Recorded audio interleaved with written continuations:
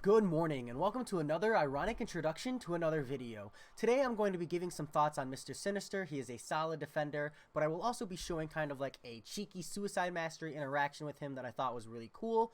So if you want to jump straight to that, the gameplay, I'll stick a timestamp in the description below. But if you want the ability rundown as well as my thoughts on him, continue to listen. So his awakened ability is Engineer Perfection. This is a persistent charge ability that gives you a passive whenever you defeat an opponent, and it depends on the opponent's class that you defeat. I'm not quite sure what those benefits are. I don't have him awakened, but I do know that they are very valuable, and he is worth awakening, and is actually significantly better when awakened. But you don't need to have him awakened for the meme that I'm going to talk to you about. As far as a passive ability, Mr. Sinister's telepathic mastery renders him immune to taunt and reverse controls. Mr. Sinister's telekinetic powers allow him to block unblockable special attacks. Let's continue. Molecular regeneration passive. Mr. Sinister's regeneration rate cannot be lowered below 0%. A 100% chance to regenerate 70% of damage dealt by enemy critical hits over 0.4 seconds. Abilities cannot modify the ability accuracy reduction, ability accuracy duration, or potency of this ability, aside from effects that would modify Mr. Sinister's regeneration rate. That's, referring to like poison, I believe. Regeneration rate is increased by 1% for every hit on the opponent's combo meter up to 50 hits. That's more of a defender ability. While heavy attack charging, pauses the duration of damaging debuffs, stuns, concussions, and power leech on the opponent. Charging a heavy attack for 1 second grants a precision buff, increasing critical rating by 771.43 for 6.2 seconds. This precision buff provides 771 additional crit rating for each debuff on the opponent. And charging heavy attack for an additional 1 second grants a cruelty buff. Similar concept, different numbers. Special 1, 100% chance to transfer all damaging debuffs to the opponent for 4 seconds. This ability activates even if this attack is blocked or avoided, so you can just press it. 100% chance to cause degeneration. Special attack 2, 100% chance to inflict concussion, reducing the opponent's ability accuracy by 100% for 6 seconds. This ability activates even if it is blocked or avoided. 100% chance to stun. And a special 3, 100% chance for concussion, as well as 100% chance of applying power leech to the target, stealing 20% of max power over 3 seconds. So this guy, he's very specifically counters to different types of champions.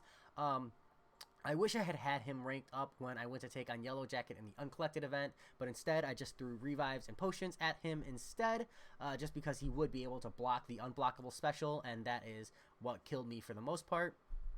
But the real thing that I really want to talk about as far as the meme goes is when you run Suicide Masteries, and I wanted to test it, is you can actually transfer the Suicide Masteries over with the Special Attack 1.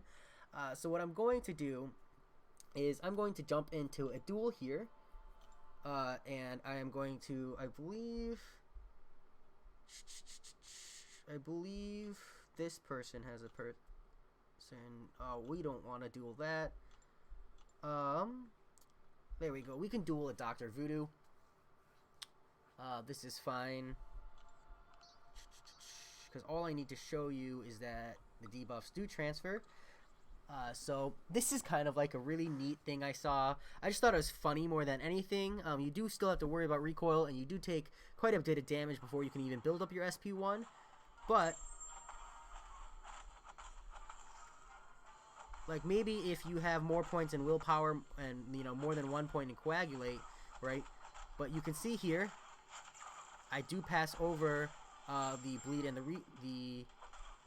bleed and the poisoned effect. I was trying to get a heavy attack in to show you that heavy portion, but unfortunately I'm a bad player.